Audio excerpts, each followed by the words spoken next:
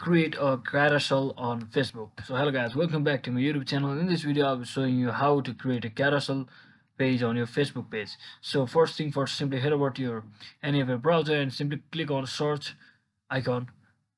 Over here simply click on Facebook Creator Studio like this, and once you click on it you will see the option called Facebook Creator Studio.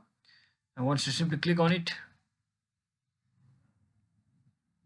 let me just really show you from here.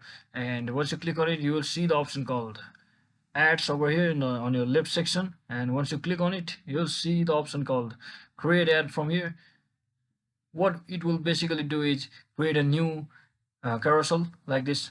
From here you can simply click on this option, and once you click on that option you will see get the tons of option to create some images from here. You can see also select the media from here, and once you do post everything, once you include everything, you are good to change and upload your carousel from here. So hope this video was helpful. If it was, don't forget to like and subscribe to the channel. See you in the next